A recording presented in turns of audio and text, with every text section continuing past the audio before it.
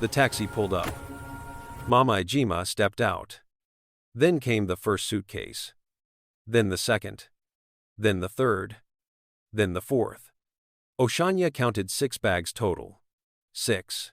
Her mother-in-law wasn't visiting, she was moving in. And when Ochanya asked, "Mama, how long are you staying?" Mama Ejima smiled that smile and said, "My son, go and help me with my things. This is my house too."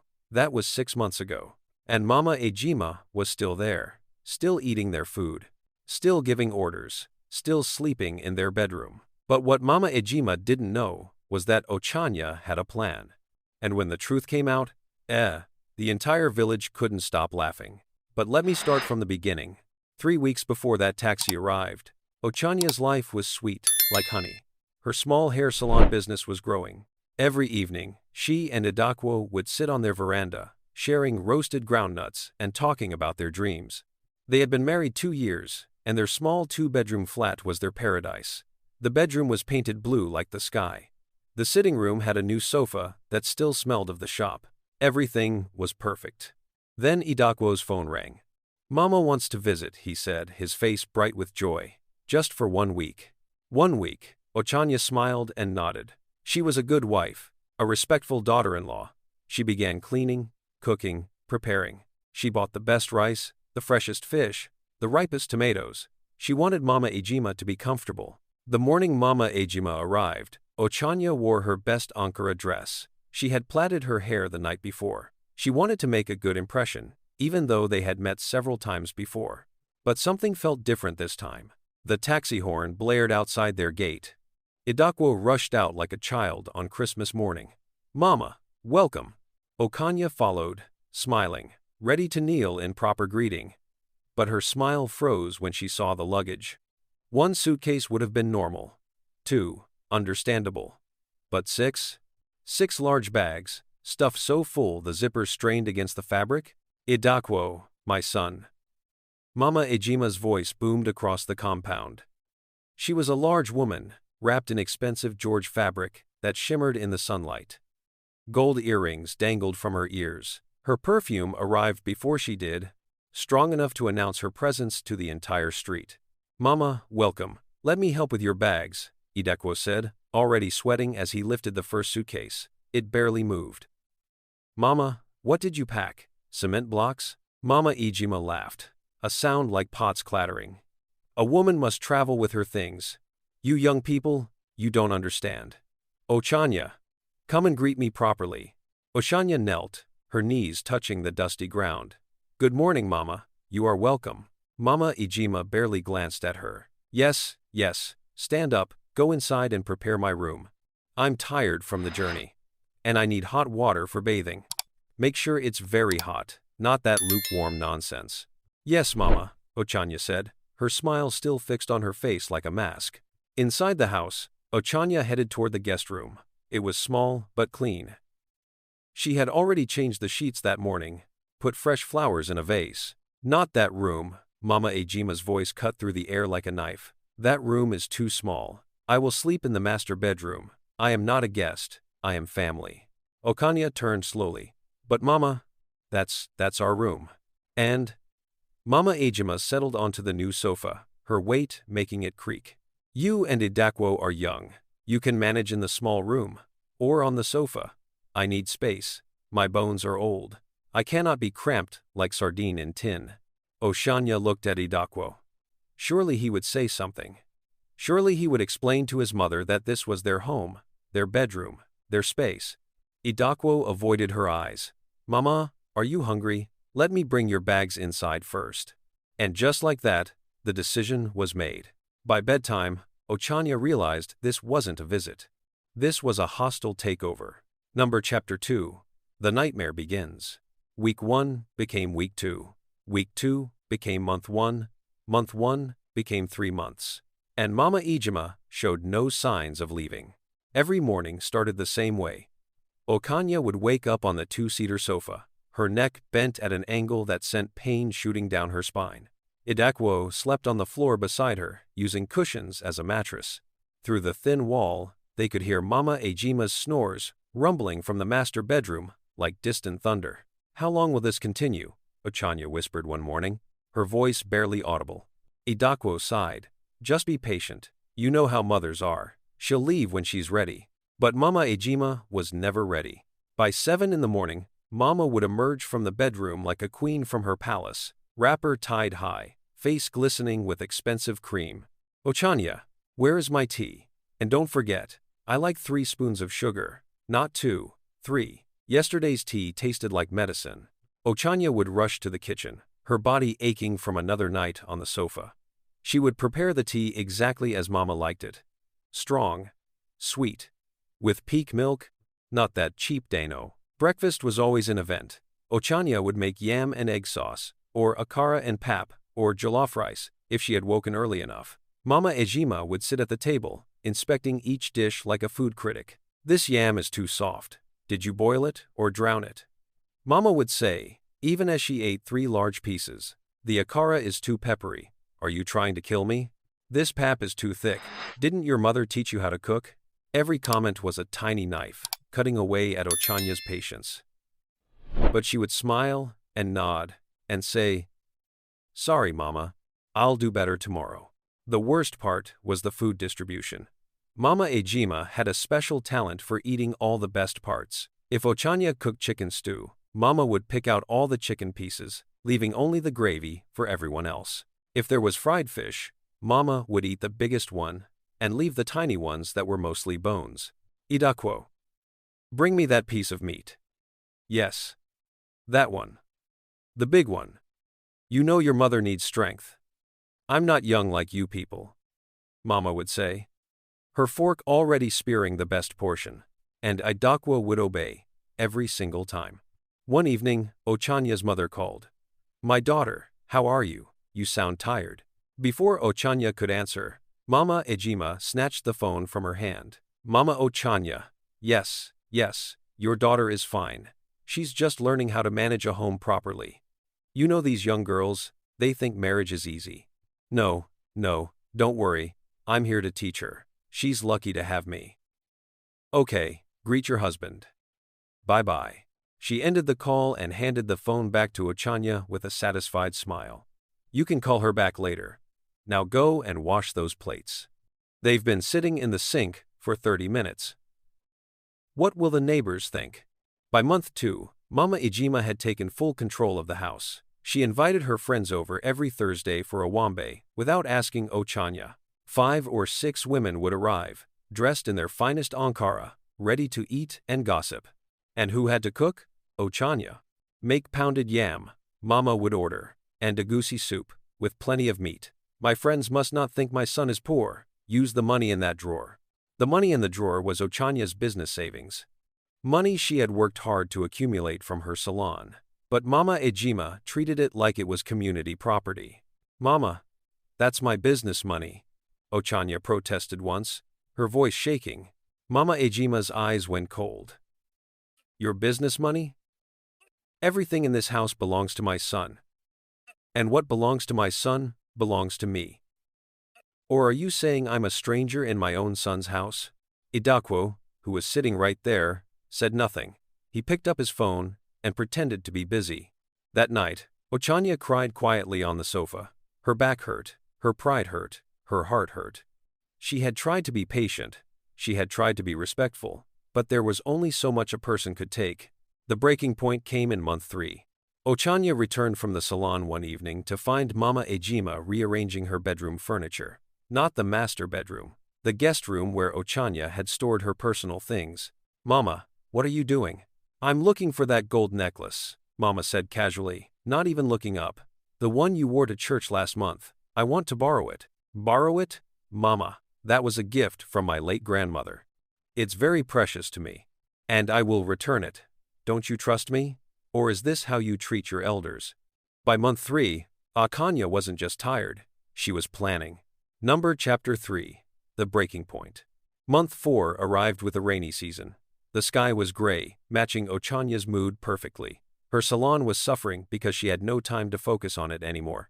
Half her day was spent cooking, cleaning, and serving Mama Ejima and her endless stream of visitors. The other half was spent biting her tongue, but even a gentle person has limits.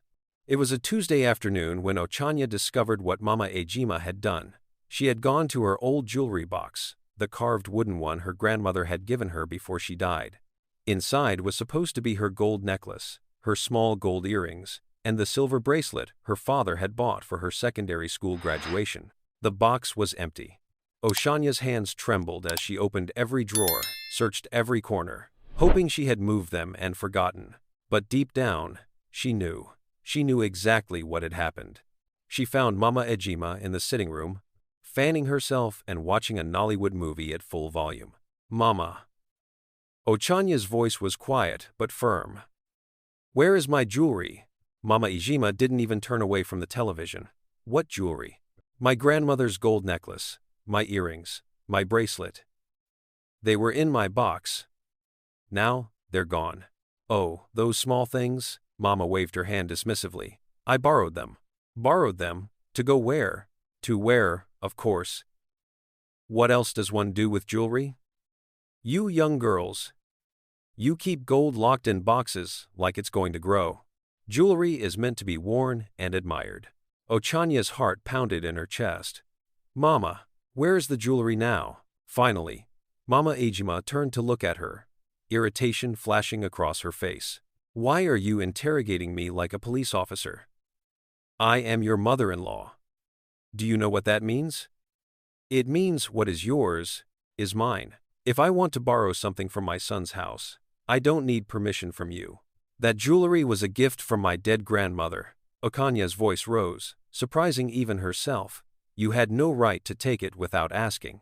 Mama Ejima stood up, her face twisted with indignation. "How dare you raise your voice at me? Is this what your mother taught you, to disrespect your elders?" "Idakwo, Idakwo."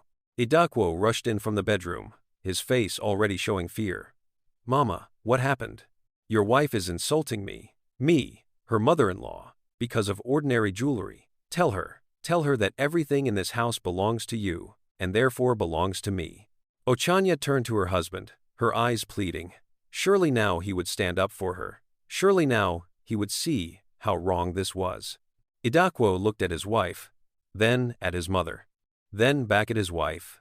"Ochanya," he said quietly, just let it go. It's just jewelry. Mama will return it." Something broke inside Ochanya in that moment. Not loudly, not dramatically, just a quiet crack, like ice splitting on a frozen lake. "When, Idakwo? When will she return it?" "When she's ready," Mama Ejima shouted triumphantly. "And if you continue with this disrespect, maybe I won't return it at all. Let that be your punishment for having a sharp mouth." That night, Ochanya didn't cry. She was done crying. Instead, she picked up her phone and made 2 calls. The first was to her mother. "Mama, I need you to come and visit me. Soon. It's important." The second was to Uncle Adaji, Idakwo's father's younger brother and the family elder everyone respected. "Uncle, I need your help. Something is very wrong in this house."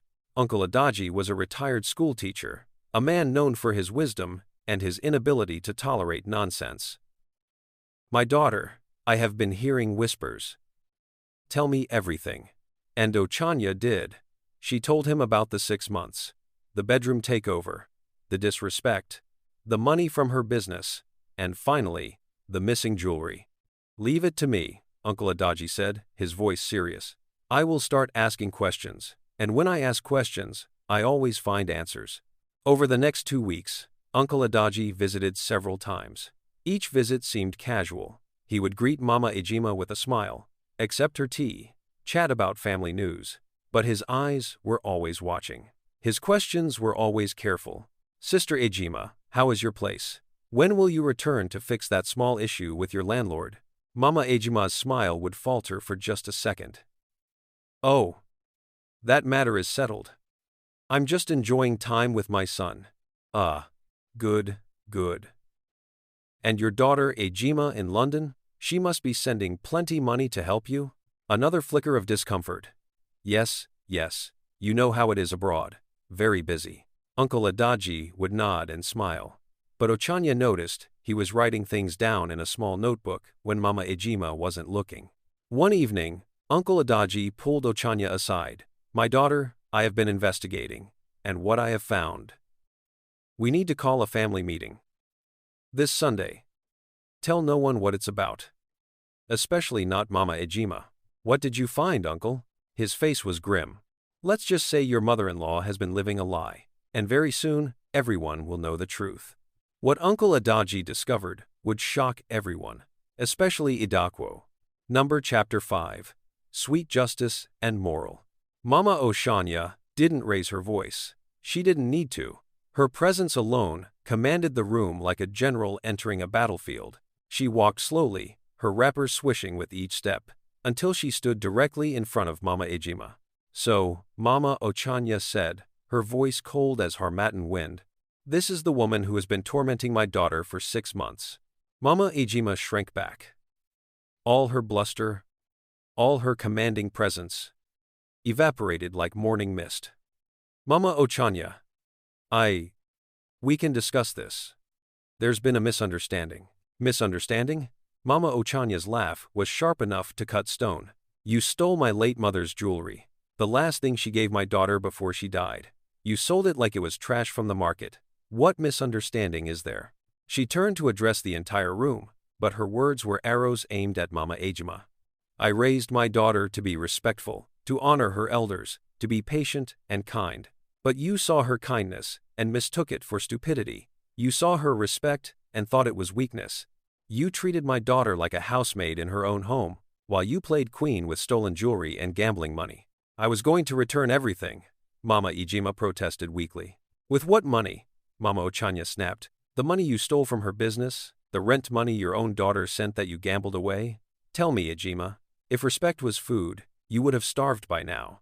You ate my daughter's peace like it was free buffet. You chewed her patience like sugarcane and spit out the chaff. And for what? Pride? Greed? Mama Ejima's face crumpled. The village women who had attended her Thursday Owambe parties watched in fascination. This was the same Mama Ejima who had bragged to them about how she was helping poor Ochanya learn proper home management. The same woman who had claimed her son's wife was lucky to have such an experienced mother-in-law. Uncle Adaji pulled out one more document. There's still the matter of restitution, Sister Ejima. You will do the following. First, you will apologize to Ochanya. On your knees. A proper apology. On my knees? Mama Ejima's voice was barely a whisper. On your knees. Mama Ochanya repeated, her tone leaving no room for argument. My daughter knelt to greet you every single day for 6 months. Surely you can kneel once for stealing from her. Slowly, painfully, Mama Ejima lowered herself to her knees before Ochanya. The expensive wrapper dragged on the floor. The gold jewelry seemed to mock her now, reminders of the wealth she had pretended to possess. Ochanya, she said, her voice breaking, I am sorry, I was wrong, please forgive me. Ochanya looked down at the woman who had made her life a nightmare. She felt no joy in this moment, only exhaustion and relief.